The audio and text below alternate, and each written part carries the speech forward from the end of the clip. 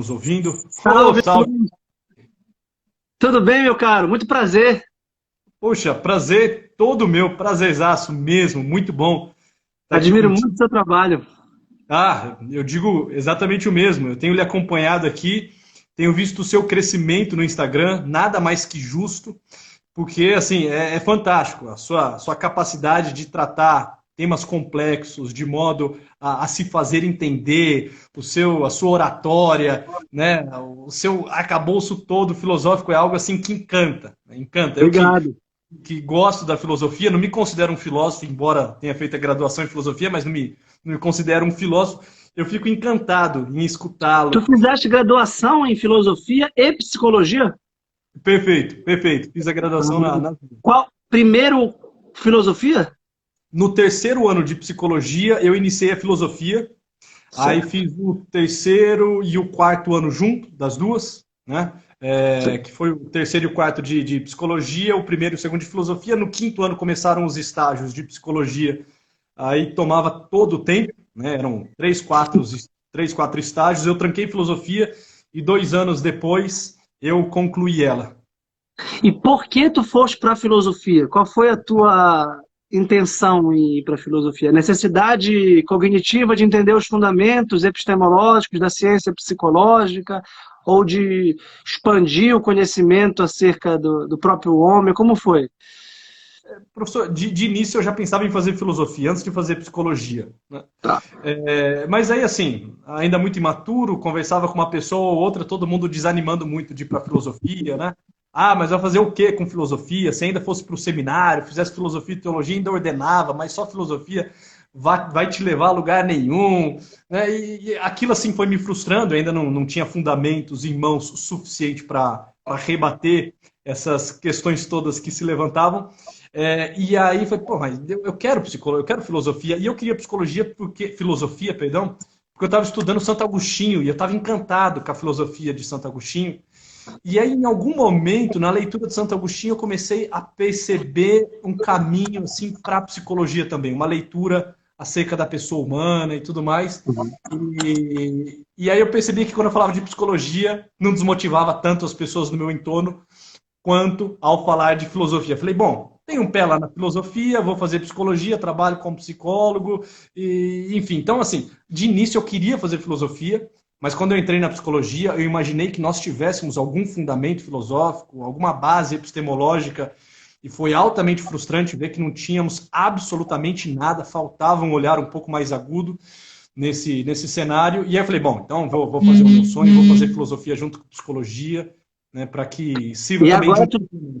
tu deves agregar muito da filosofia na tua clínica, né?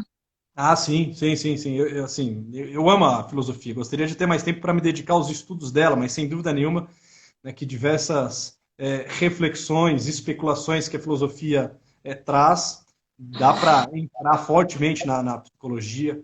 Até porque a Eu minha acho base que psicológica é a terapia, né? E uma a das tua ferramentas, base, a tua base psicológica qual é? a logoterapia, minha A especialização é em logoterapia. Victor Frankl. Sim, claro. E Victor Frankl, uma das ferramentas que ele utiliza é o método socrático, o discurso socrático, né? Então, assim, Claro. de alguma forma, fica passeando nessa seara Olha, deliciosa que é a filosofia. é impressionante isso, que quando eu decidi estudar filosofia de Platão, como Hum, recorrer, por assim dizer, à Bíblia da filosofia, a origem, que fundamentou toda a tradição ocidental, eu sabia que Platão estava por toda parte, que eu o encontraria onde quer que eu buscasse. Mas eu não sabia que eu fosse encontrar Platão até no universo do coach. Eu fui fazer um curso de coach. Tu é de São Paulo, né? eu sou interior de São Paulo, São Carlos. São Carlos. Eu fui aí em Campinas e porque eu faço mentoria acadêmica e intelectual. São sessões. Eu vou já até chegar lá para te ouvir. Tu pode me ajudar certamente. São sessões que têm como base a vocação intelectual e acadêmica, a ordem, baseado na articulação da religião, trabalho, família, sociedade, lazer, sobretudo com base num livro do Francisco Virtude da Ordem, da editora Quadrante, e técnicas e práticas, projetos de pesquisa, resenhas, leituras e uma orientação também de conteúdo. Mas o eixo é um eixo que é espiritual e psicológico, que é a pergunta pelo autoconhecimento, pelo autodomínio. Então eu queria ter uma técnica não psicológica, eu não confundo o papel, obviamente, mas que o coach poderia me dar. Primeiro eu pesquisei bastante, encontrei de fato a SLAC, que é a Sociedade Latino-Americana de Coach, que nada mais é do que uma psicologia aplicada. O coach é uma psicologia aplicada, sobretudo do método cognitivo comportamental, de metas, de objetivos, de um certo adestramento para a consecução de metas, né? E aí, eu fui estudar a psicologia, eu fui aprofundar um pouco para... Olha o Ítalo aí, que nem me chama para uma live. A hora que ele quiser, né? Dificuldade nenhuma de marcar live com ele. A dificuldade é dele de chamar a gente. Eu fui estudar a psicologia. Quem eu encontro lá, no curso de coach da psicologia aplicada, é Sócrates, método socrático. E aí eu tinha me apresentado, porque tem aquela dinâmica toda de apresentação, e aí pediram para eu explicar lá o método socrático. Eu falei, bem, com todo prazer, era pouca gente, quase um grupo. E aí eu dei uma aula, a professora, a moça técnica, a treinadora, começou a ficar assim, pá, isso é que é o coach. Eu falei, pô, isso não é coach, isso é Sócrates. Sócrates está perguntando quem é você, o que você faz, por que você quer, e quais são as dificuldades morais e psicológicas para que a sua vontade seja fraca. Isso é virtude da coragem, tal como da Andreia, tal como chamavam Platão e Aristóteles. E eu comecei a falar da ética Nicômaco, que ela ficou impressionada. Não há nada de novo sob o sol. Né? O que há é uma nova linguagem, é um novo... E veja, eu acho o coach válido. Foi muito bom ter feito o curso, porque eles também têm coisas que eu não sabia. A gente também não pode ter uma postura de que está tudo em Platão. Isso aí não é verdade. Né? Também tem um ganho da psicologia moderna e tem um ganho exatamente eu diria, das técnicas de diálogo. O Viktor Frankl dá isso também? Ou é mais uma filosofia psicológica? Uma das ferramentas dele é esse diálogo socrático. Essas provocações, ele trata isso em diversos princípios. O princípio da derreflexão, ele trata isso no campo das neuroses, aquilo que ele coloca enquanto ciclo demoníaco, né? Então, assim, ele se utiliza por deveras da questão socrática. Mas algo que você disse aí, e é muito interessante, quando a gente recorre a homens muito mais doutos, muito mais sábios do que nós há 26 séculos, e os traz, né, no bojo do diálogo hoje em dia, parece causar uma certa estranheza, né? Como se a gente estivesse trazendo algo que é inédito. Cara, isso aqui tem 26 séculos. Há 26 séculos, lá na Grécia Antiga, né, isso tudo já estava sendo desenhado. O desenho acerca do que é a pessoa humana, essa especulação acerca do cosmos e acerca do homem. Só que quando nós colocamos hoje, parece que a gente está iniciando um novo caminho, abrindo uma picada. Assim, e isso resistiu ao tempo não por acaso. Eu fico muito impactado com esses filósofos desconstrutivistas que pensam que a construção do cânone intelectual e literário foi um acaso. Ah, tinha alguém que não tinha nada para fazer e disse que escolheu Aristóteles por acaso e obrigou que todo mundo estudasse Aristóteles e agora vamos simplesmente deixar de estudar Aristóteles porque ele é simplesmente reflexo da ortodoxia patriarcal, helenocêntrica do Ocidente. Não, não é isso. Aristóteles é Aristóteles porque ele ele maestro de coloro che sano, como dizia Dante. Ele conseguiu exprimir com tanta clareza os princípios lógicos do pensamento, os princípios morais do comportamento, os princípios políticos da sociedade, que a gente vai recorrer. Não quer dizer que ele esteja completamente certo também. Isso é outra forma errada de valorizar o cânone. Valorizar o cânone como se ele fosse a revelação. Também isso está errado. A revelação, para quem adere, inclusive intelectualmente à fé, está na escritura, está na tradição da igreja, etc. Agora, a filosofia é a especulação que precisa desse combustível. E eu acho que a psicologia pode ser um gatilho para a especulação filosófica, daí o nosso tema, até sugiro que tu ponhas aqui no comentário fixo, que é a ideia do autoconhecimento. Ora, como é que Sócrates começa o seu tirocínio? Como é que Sócrates começa a sua intervenção pública? Um breve. Se alguém puder escrever, eu anexo aqui, só, porque senão eu vou ficar mexendo na tela, vou perder a atenção da tua fala. Se alguém puder escrever aqui o tema da live, por gentileza, assim que chegar, eu anexo. Professor, continue. Desculpa atrapalhar o teu raciocínio.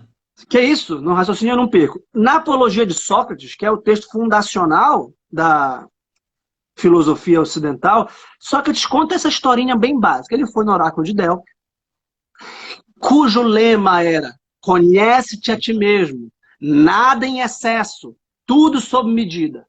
Né? Vejam só, como oráculo de Delfos, que Apolo, então, o deus da filosofia, o deus a quem Sócrates rende reverência e a quem no banquete ele diz prestar toda deferência e homenagem, ao Deus da luz, da ordem, da medida, da individuação. Vejam como antes da filosofia ganhar consciência de si e se fundar como uma atividade específica, não é uma disciplina acadêmica, não tinha professor de filosofia, não tinha aula de filosofia num curso universitário.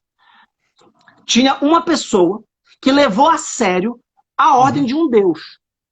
De um Deus que se dedica, como no politeísmo pagão, a um aspecto específico da existência humana, que é o aspecto do conhecimento de si e do controle de si.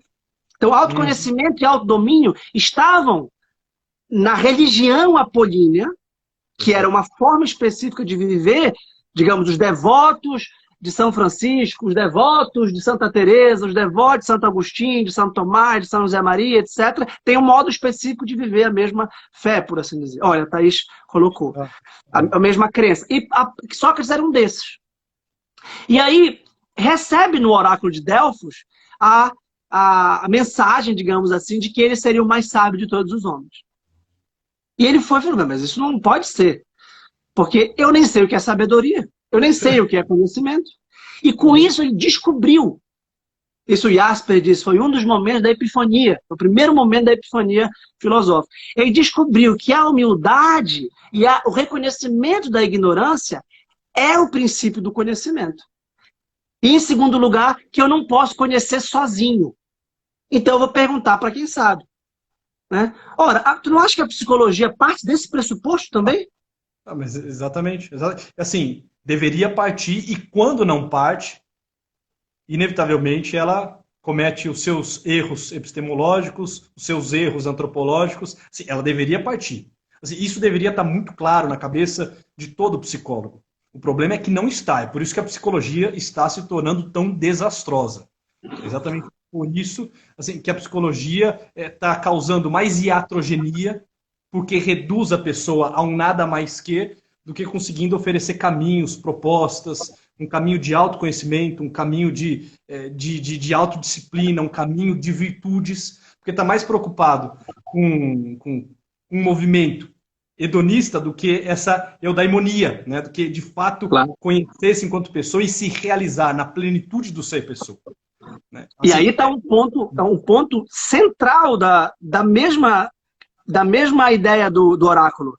Porque o nada em excesso, o tudo sob medida, pressupõe já uma articulação no interior da alma entre a razão como faculdade superior, que regula a vontade por meio de uma medida racional, que tempera os prazeres. Perfeito. Então, o prazer já é um ponto que os gregos têm um desenvolvimento extraordinário. Eu concordo plenamente contigo que uma vez que a gente tem o prazer, de algum modo, elevado à categoria, porque foi isso que eu entendi que tu disseste, né? O hedonismo de quem articula a sociedade, o prazer e a felicidade, né? Perfeito.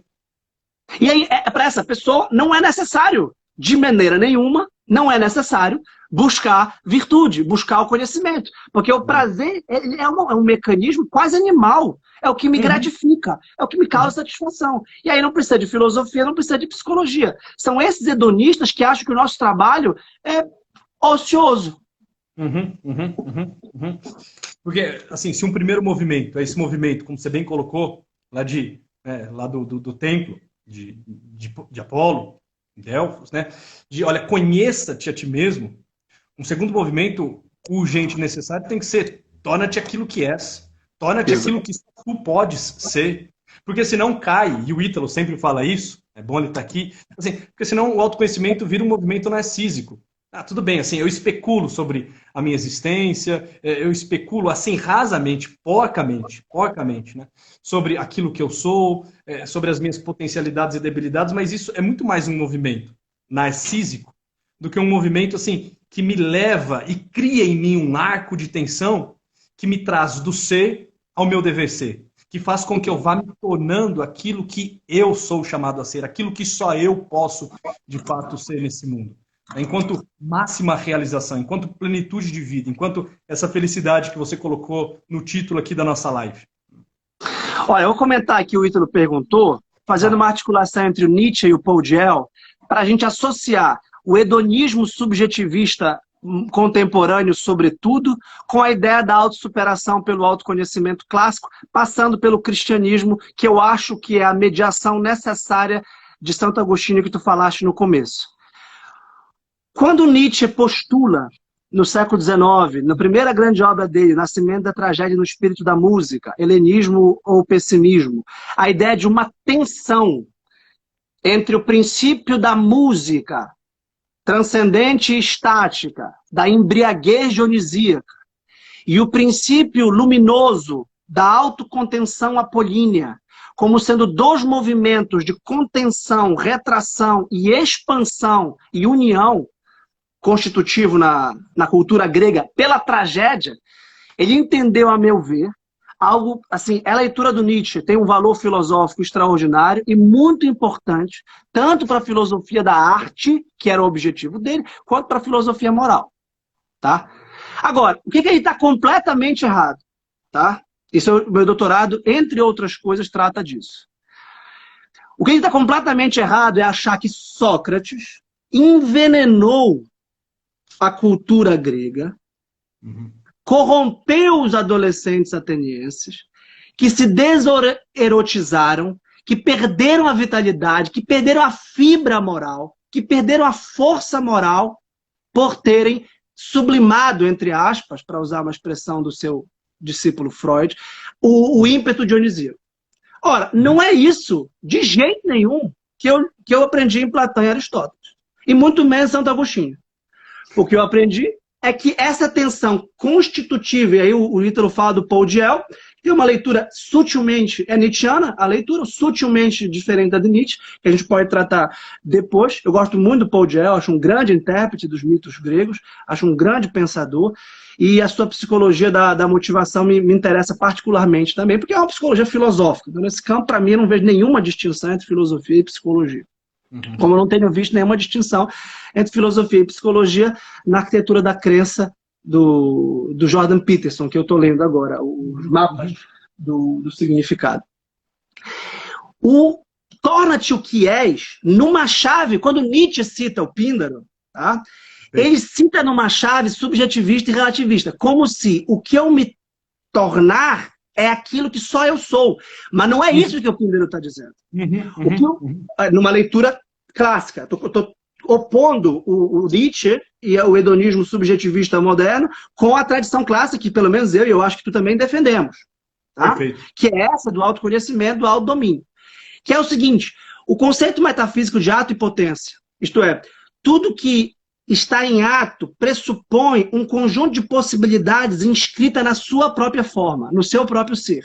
E que a educação, no caso dos seres humanos, nada mais é do que a atualização gradual dessas potências por meio de hábitos reiterados que alcançam bens ou fins, chamados virtudes.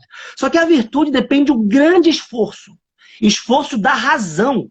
Porque a virtude, por um lado, é um hábito, portanto, uma faculdade da vontade. Por outro, a virtude é uma ação racional, porque é a razão que direciona a ação para o seu fim.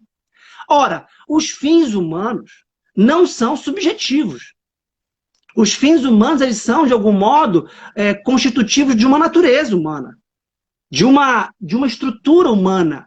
E por isso a importância dos modelos. Quando Nietzsche diz, tá, não quero nenhum herói que não seja eu mesmo, esse narcisismo autocentrado, esse egocentrismo. Olha, ontem eu fiz uma live com o pastor Jonas Madureira, que é um estudioso como eu, do Girard. Né? E fala, o primeiro ponto do Girard, tu conheces a psicologia mimética? Do Girard. Não conheço. A ideia é muito simples. O desejo é mimético. Nós queremos certas coisas, certas pessoas, certas situações por causa dos modelos, tá? Dos modelos que nós temos. Nós todos temos modelos. O ser humano imita em todas as situações da vida. Se você tiver filho, tu tens filho, Henrique? Tenho 3 filhos.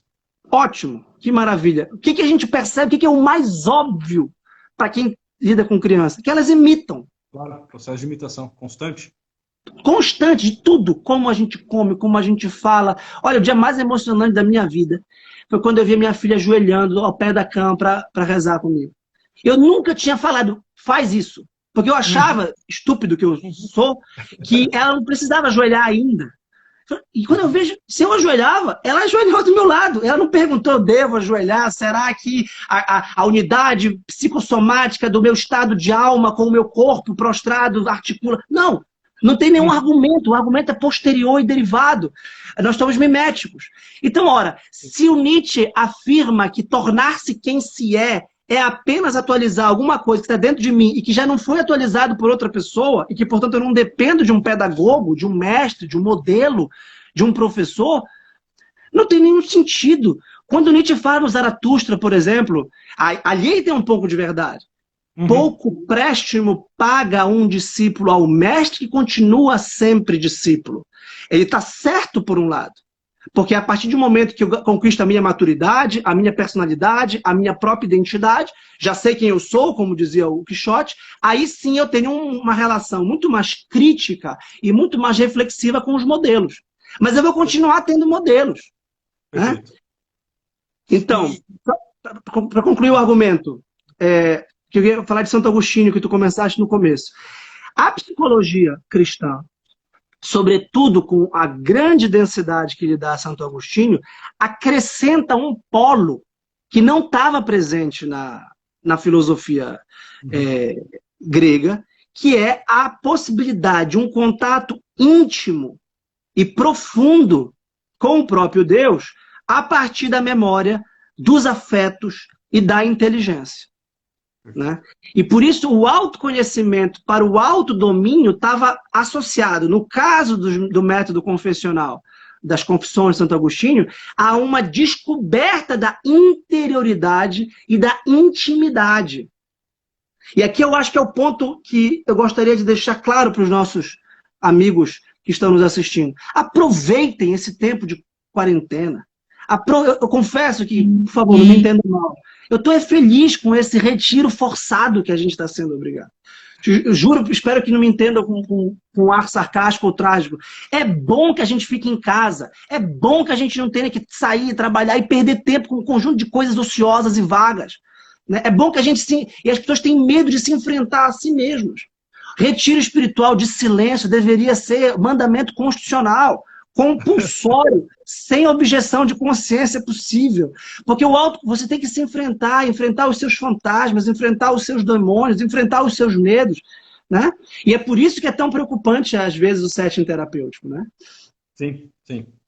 E é interessante, entre outras questões, por conta de uma provocação que o Ítalo fez aí, e eu acho que faz todo sentido a gente caminhar em cima disso, que é esse movimento de humildade, sem o qual nada disso que a gente está falando torna-se possível, sem o qual autoconhecimento torna-se realmente um movimento narcisístico. Quando você fala, por exemplo, de modelos, né, quando você fala de autodomínio, quando você fala de virtude, né, quando você coloca até essa visão agostiniana acerca da pessoa humana, que inevitavelmente e absolutamente vai partir da concepção clara de pecado original, nós estamos falando de um movimento assim, que exige um grau de maturidade e uma busca pela verdade que carrega-nos, que leva-nos a tocar essa realidade chamada humildade. Assim, por quê? Porque se eu não for humilde o suficiente para entender que aquilo que eu sou não é um mero objeto de contemplação, aquilo que eu sou não é uma mera constatação que eu alcanço com a minha reflexão, mas aquilo que eu sou, assim, é barro, é lama, é algo também que não presta, é algo que precisa urgentemente ser mudado. Por exemplo, ontem eu recebi na minha caixa de perguntas algo mais ou menos assim: Mas se eu tentar dominar o meu temperamento, não corre o risco de eu me tornar alguém que não eu? Porra, mas a ideia é exatamente essa, assim, tornar-se alguém que o valha, tornar-se algo que preste, porque quando você constata aquilo que você é, algo precisa saltar aos seus olhos, que é o seguinte: isso que eu sou até então é simplesmente uma tarefa que necessita ser realizada.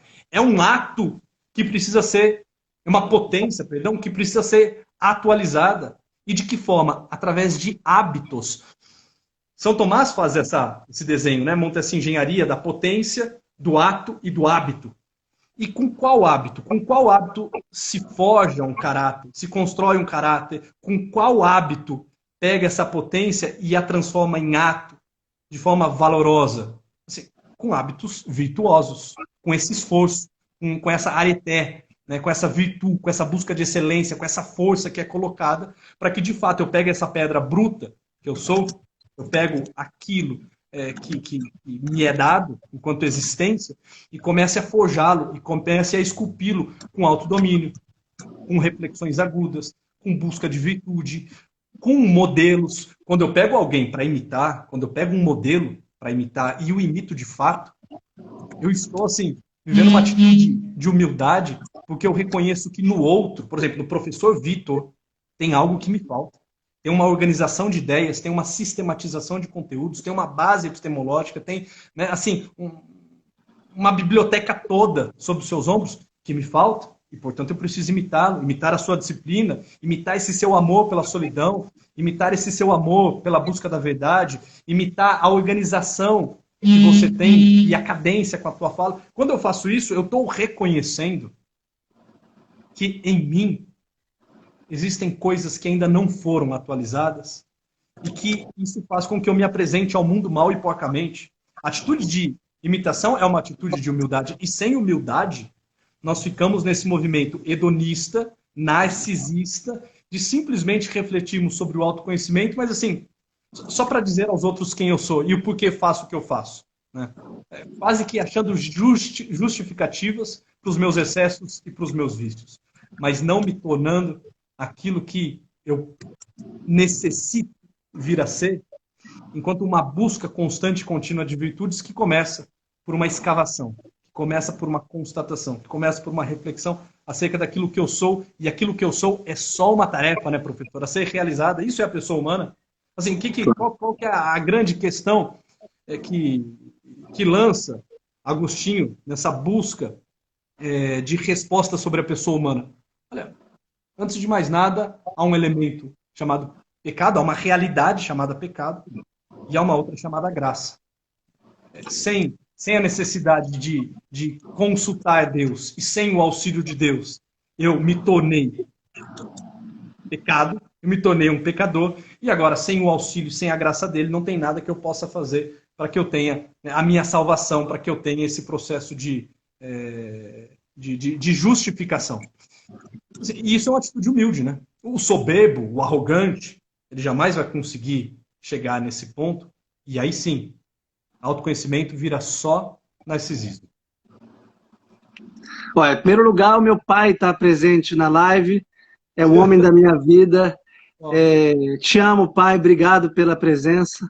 Não seria nada sem ti. Esse é o meu modelo profissional, embora não siga a profissão dele.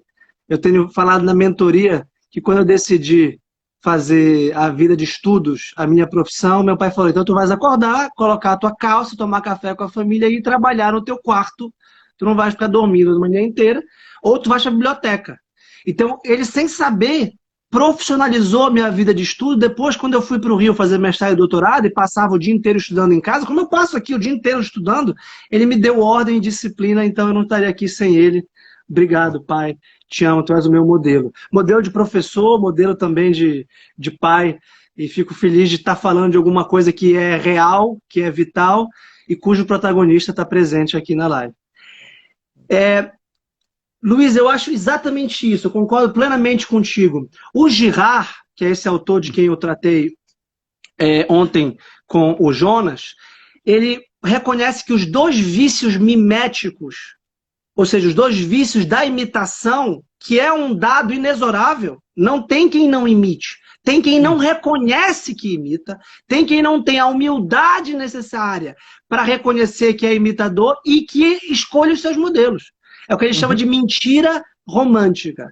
A mentira romântica é essa ética da autenticidade. Eu sou original, eu sou bom, eu não preciso da graça, eu não peco porque eu não reconheço o que é pecado, e o pecado é uma criação social ou uma adesão subjetiva de uma cultura, e eu não estou nessa. E é esse narcisismo romântico, tá? De quem, portanto, não tem humildade e não cresce, não tem como se elevar. Tá? E isso é uma vaidade, porque essa pessoa, por ser tão orgulhosa e tão vaidosa, ela quer ser imitada. Perfeito. E veja, isso já é uma forma de se articular numa relação mimética. O vaidoso, ele quer ser, o narcísico, ele quer ser admirado, ele quer ser louvado. Né?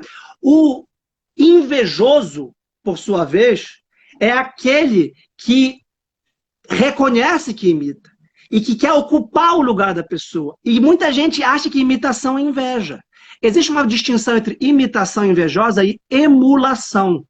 Se eu te admiro como profissional, se a gente admira o Ítalo como grande comunicador das redes sociais, a gente não quer ocupar o lugar dele, a gente tem o nosso lugar. Se tu me admiras, tu podes ter as virtudes que eu tenho, que eu aprendi com os meus mestres. Eu tenho meus mestres aqui, literalmente, se eu pudesse mexer aqui, eu te mostrava todos. A começar por Cristo.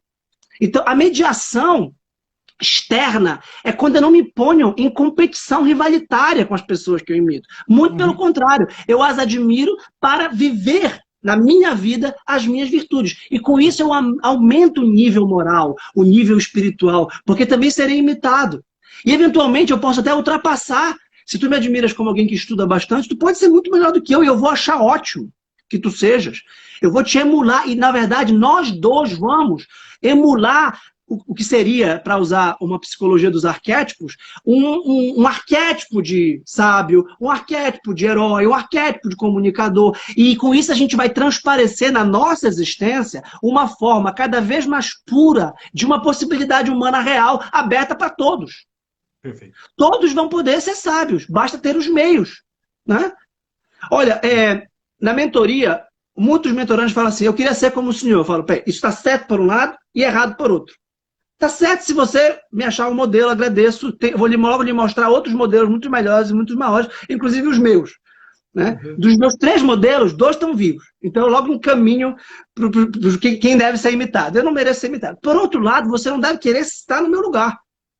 Porque isso é um vício mimético, isso pode ser inveja, isso pode ter ressentimento, inclusive pode ter transferência na nossa relação de mentoria, como tu deves passar constantemente. Né? Tu deves querer ser tu mesmo. Aí isso não é narciso. Aí se autorna de quem tu és. Mas para isso é necessário um reconhecimento do que te falta. Eu queria comentar o que o Ítalo falou sobre a humildade. Tá? Isso aqui é bem interessante para a gente pensar a humildade. A gente está numa tripla pauta.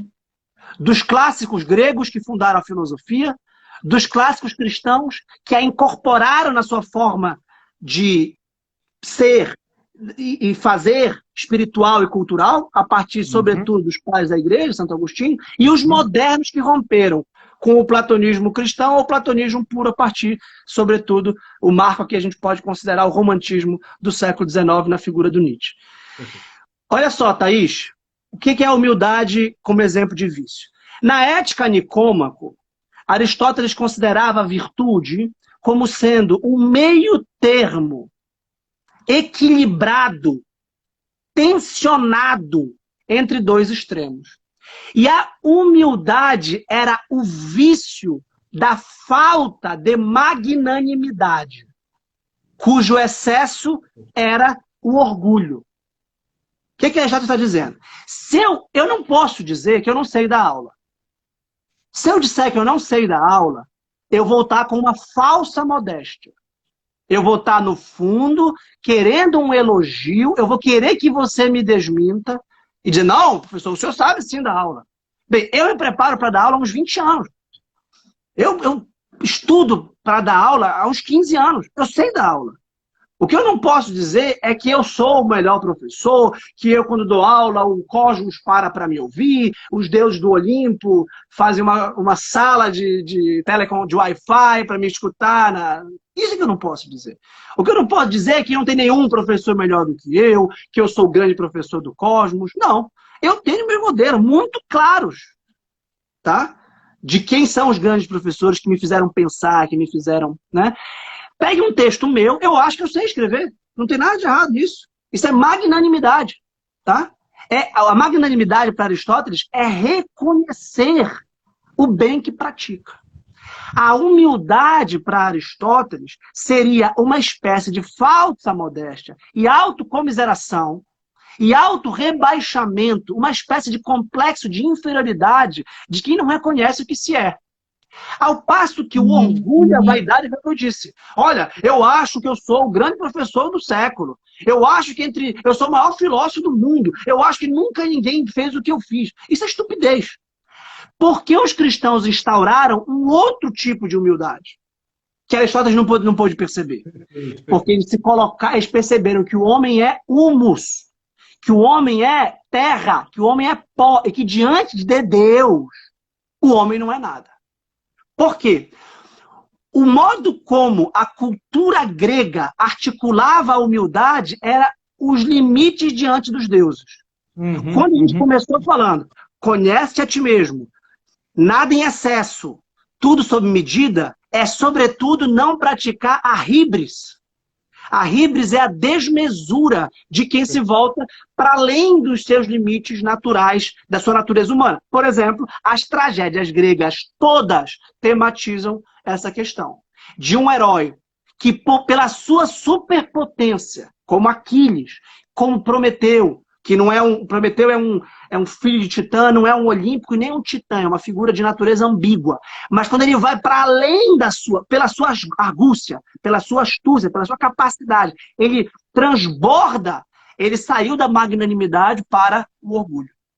O que seria a magnanimidade cristã?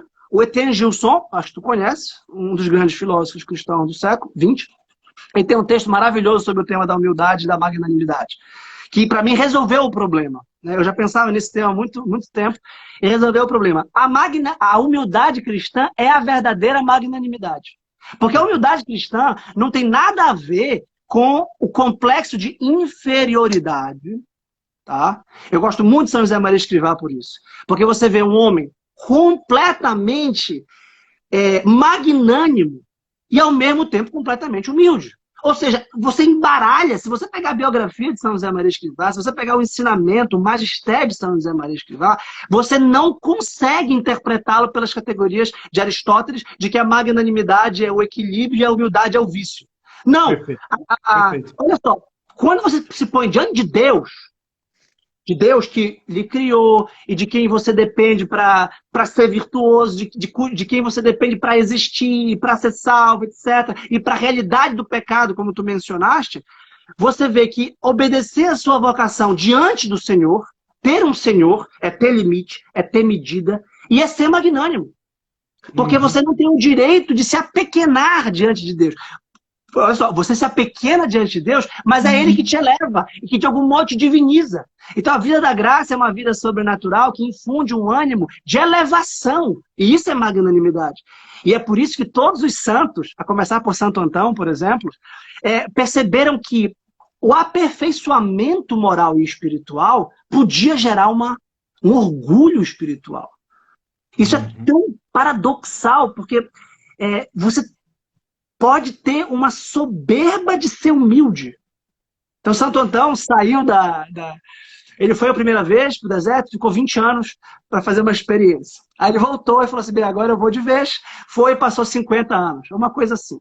E no finalzinho, ele lutou contra o diabo, 50 anos, venceu. E aí o diabo teria as lendas que Santo Atanásio narrou, que escutou. Ele conheceu pessoalmente Santo Antão. Santo Atanásio num dos seus exílios, quando ele lutava lá contra os arianos, no contexto do concílio de Nicéia, de 324. E aí, uma das lendas contava o seguinte, Santo Antão venceu, né? Passou 50 anos e venceu. E aí, olha só, Aqui o Ita está falando do Magnífica da Virgem, a gente pode comentar, porque é uma das dialéticas da rebaixamento e elevação da humildade magnânima, né? A Virgem é humilde e magnânima. Mas Santo Antão chegou no final, o diabo já saindo, porque o diabo estava muito personificado, né? Muito concreto na vida de Santo Antão, na imaginação de Santo Antão. E o diabo está saindo, assim, quando ele está saindo, aí ele fala assim, eu venci. E quando ele fala isso, o diabo, opa! Ah, não, ele não venceu, ele se orgulhou de ter vencido. Fantástico, fantástico. Obrigado por salvar o meu raciocínio. Eu não tinha colocado a questão da humildade, não tinha entendido essa provocação do Ítalo na lista dos vícios. Eu já estava olhando a humildade dentro dessa perspectiva cristã, do humus, dessa verdade, né? Como diz Santa Teresa, a humildade é a verdade. Mas, enfim, realmente, a princípio estava lá na lista dos vícios. Tem um livro fantástico, são 2 livros, né? Do Alexandre Avar, não sei se você chegou a ler. Opa, Virtudes e Liderança. E agora saiu um segundo, né? Sobre magnanimidade. Saiu um segundo. Não. Saiu um que eu não sei se é anterior à virtude e liderança ou se é posterior, mas de qualquer forma no Brasil chegou só depois de virtude e liderança, em que ele trata exatamente dele, o foco dele é a magnanimidade e a humildade. Quando ele constrói o edifício das virtudes, ele coloca as 4 virtudes cardeais, prudência, temperança, justiça e fortaleza, e ele coloca magnanimidade e humildade como as 2 virtudes que nos fazem alcançar de fato o alvo. A humildade enquanto serviço e a magnanimidade enquanto essa alma tensionada. Então, uma alma tensionada, esticada, um coração grande para quê? Para servir. Né? E agora chegou um outro livro dele fantástico. Fantástico que ele dá uma pincelada de forma um pouco mais intensa na magnanimidade e humildade. Obrigado por salvar aqui a minha reflexão, porque eu já estava fazendo sobre essa perspectiva cristã, não aristotélica. Eu adoro o Avar, posso até fazer uma pequena referência mais magnânima do que humilde, talvez, de uma palestra minha, sobre ética cristã das virtudes. O Ítalo falou que é chato pra cacete. Eu não acho, eu acho muito legal o Avar. Eu adoro, eu gostei muito do Virtudes e Liderança, a ética aplicada ao trabalho. E eu comecei a ser convidado aqui, Luiz, isso aqui também a gente pode trocar uma ideia. Eu entrei um pouco nesse mundo motivacional. Eu não gosto muito, na verdade. Mas eu comecei a ser chamado, como eu trabalho com ética, e ética das virtudes, e ética teórica, questões bem epistemológicas e metafísicas da ética, obviamente, e a parte prática da ética. E aí eu comecei a ser convidado para algumas palestras de... como era? Liderança não, era tipo gestão de pessoas, sabe?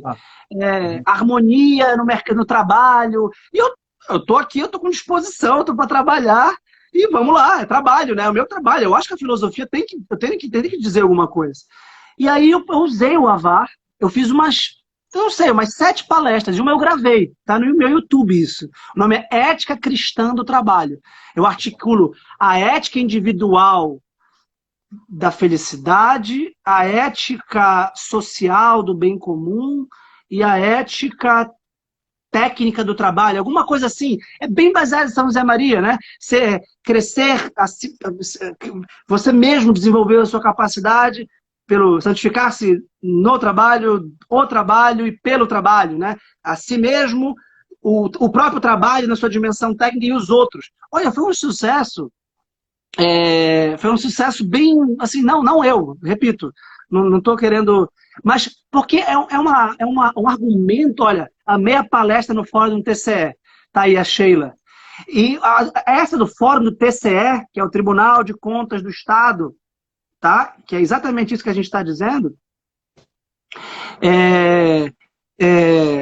fala disso, isso, porque eu acho que essa ética ela é forte, porque ela consegue a natureza humana. Porque eu acho que isso faz sentido. Nós temos uma interioridade, nós temos uma capacidade técnica de desenvolver o ofício, e isso serve às outras pessoas. A magnanimidade vem da consciência de fazer o ofício bem feito. A humildade vem de reconhecer que ainda podemos desenvolver, que ainda podemos... E a magnanimidade vem também da alegria de servir. da alegria de entregar e de apresentar algum bem para a sociedade. Ótimo.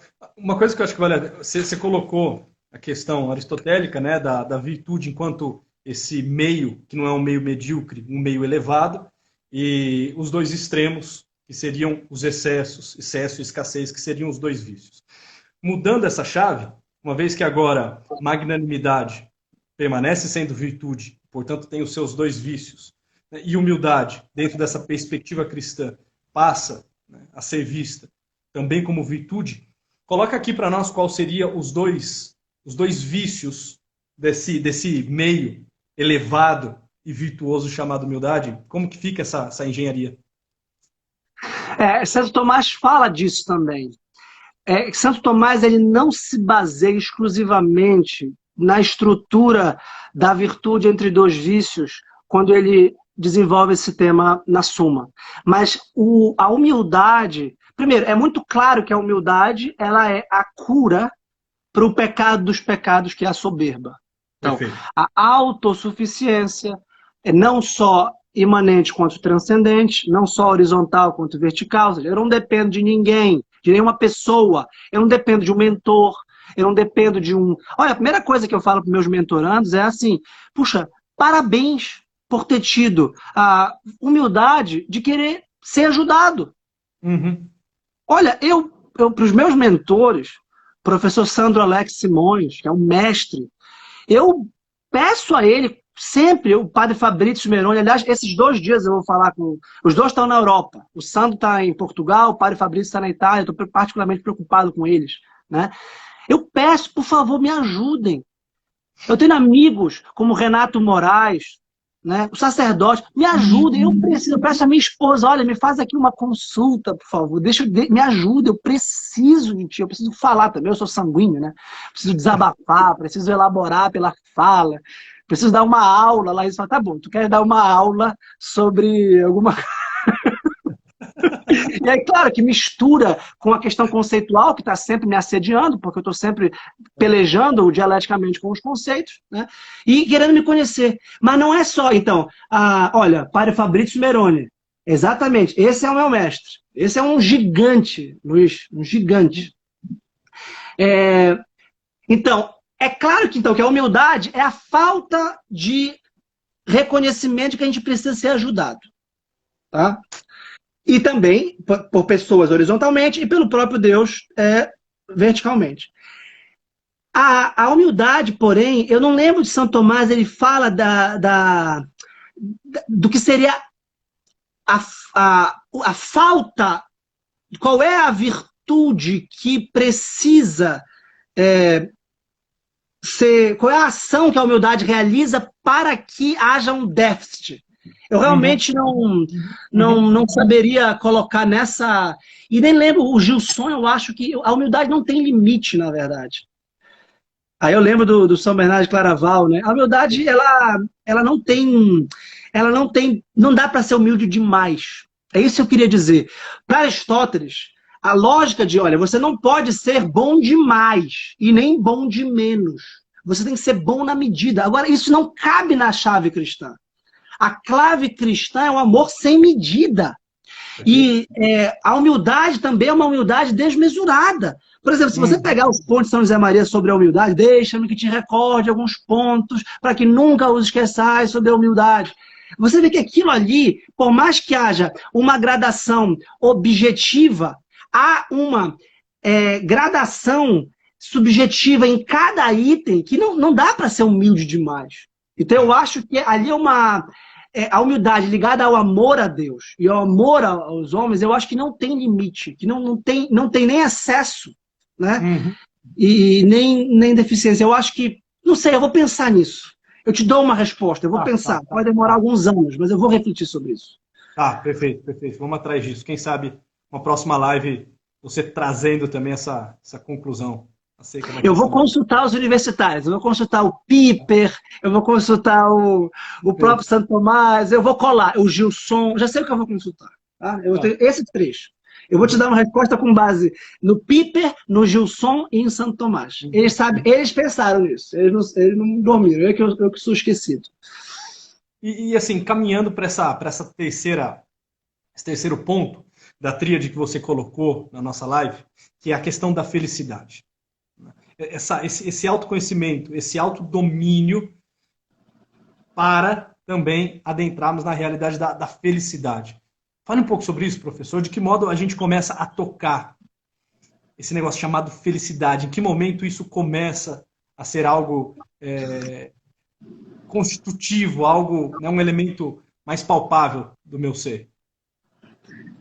Quando Aristóteles organizou o que já era a filosofia muito avançada de Platão, que já era uma tradição sapiencial relativamente avançada no seu tempo, ele põe a felicidade como o princípio que anima toda a existência humana.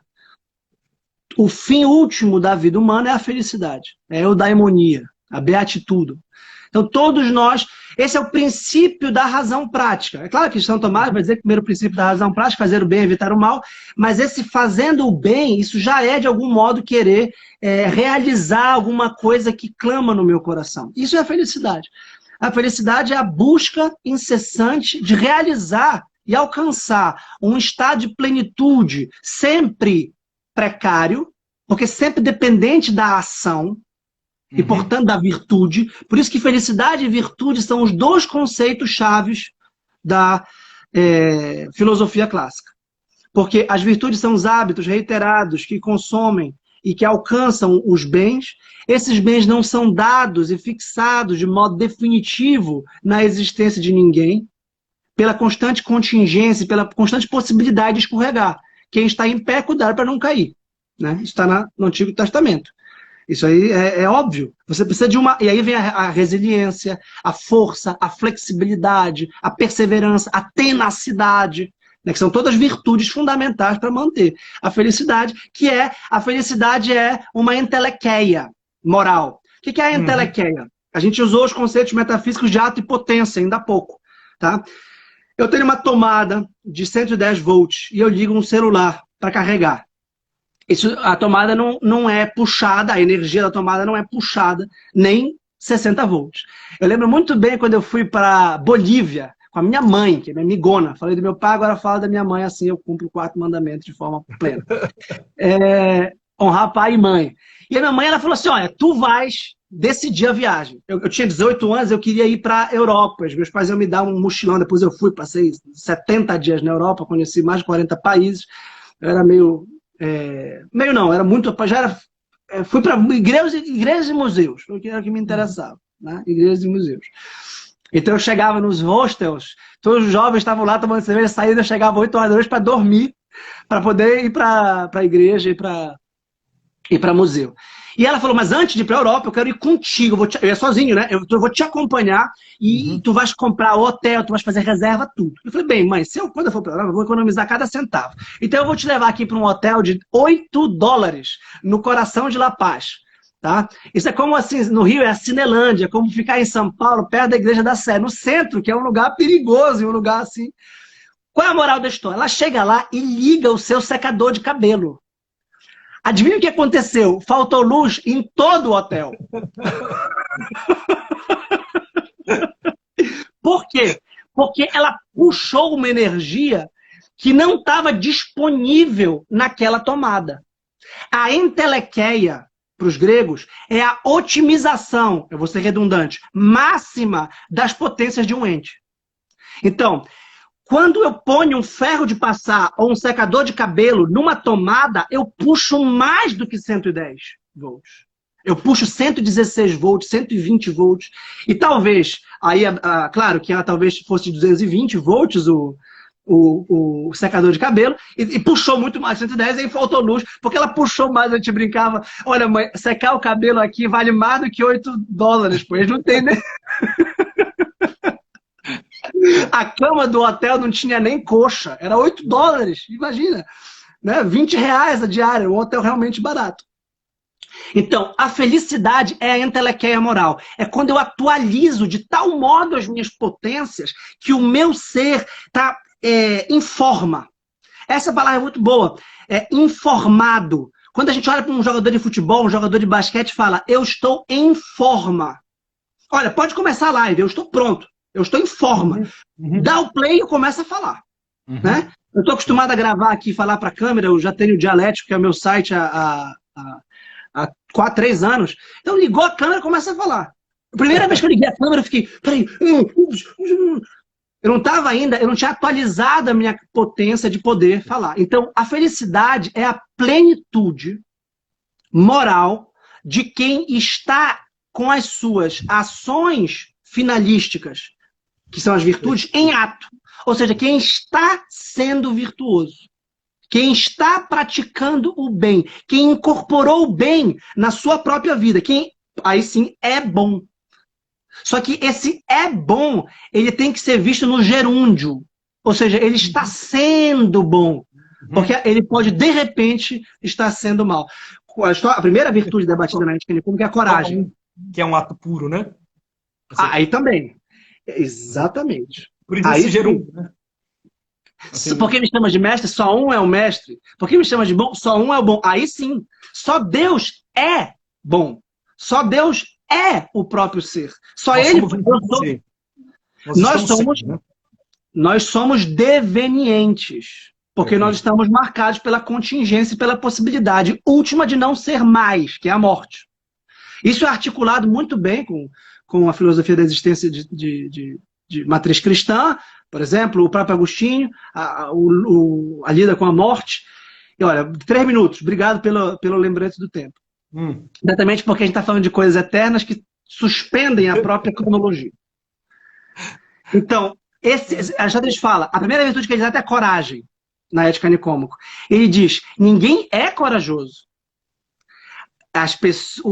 O corajoso é aquele que tem hábitos corajosos reiterados. Mas ele é corajoso, parece aquela brincadeira, por isso que mexem com a filosofia, né? Que a filosofia é um conjunto de questões ociosas, né?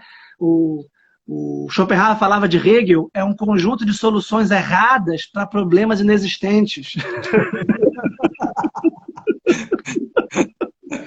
Ou seja, dado que os problemas existissem, as soluções de Hegel são erradas. A filosofia não é isso. Aparece, ele diz assim, a pessoa é corajosa porque tem atos corajosos. Ela não tem atos corajosos porque ela é corajosa. O crostines é gostoso porque é crocante ou é crocante porque é gostoso? Não tem aquela brincadeira com biscoito? Até porque a gente vivia um pouco aquele mito do Sísifo, né? A gente tá sempre rolando a pedra para cima e assim, nunca podemos nos dar por satisfeito porque estamos sob essa maldição, que ela rola novamente e o esforço se faz necessário uma vez mais para chegar àquilo que deve ser, né? Mas assim, sem nenhum tipo de descanso. Claro. E por isso que a felicidade é labuta. Eu acho que o Ítalo está certo nessa ênfase dele. A vida é luta, porra. A vida é trabalho, a vida é esforço. E isso é uma coisa boa. Isso é uma coisa positiva. Porque senão a gente... Aí vem, eu acho, o pecado capital da nossa época ao lado eu tenho uma leitura, eu estou até escrevendo um livro sobre isso. Os 7 pecados capitais em Dante, articulando tudo isso. É a preguiça. A gente tem uma sociedade do bem-estar, perguntaram isso também aqui na live, satisfeita do progresso material, do controle remoto, do micro-ondas, uma sociedade que está clicando e vendo o mundo passar na tela, que não tem vigor, que não tem virilidade, que não tem força. É a preguiça, a assídia, né? E isso não é felicidade. O assidioso não é feliz. Perfeito. Porque ele é passivo, ele é inerte. Então a felicidade ela é uma ação de realização constante do bem pela virtude. É isso que diz Aristóteles na Ética Nicomaco. Do qual o prazer é um componente importante. Hein? O prazer é um componente muito importante. A gente poderia falar sobre o prazer depois também. O prazer é... Professor, desculpa, chegou o lembrete aqui. 20 segundos para acabar essa live. Não, então, por favor, obrigado, Luiz, por teus comentários finais. Eu estou satisfeito, te agradeço muito, adorei. Pô, me passava o dia inteiro. Quero uma live tua no meu perfil sobre o Viktor Frankl. Tá? Queria muito uma introdução geral. É um autor, li pouca coisa, eu acho que 2 ou 3 livros. Vai cair, professor.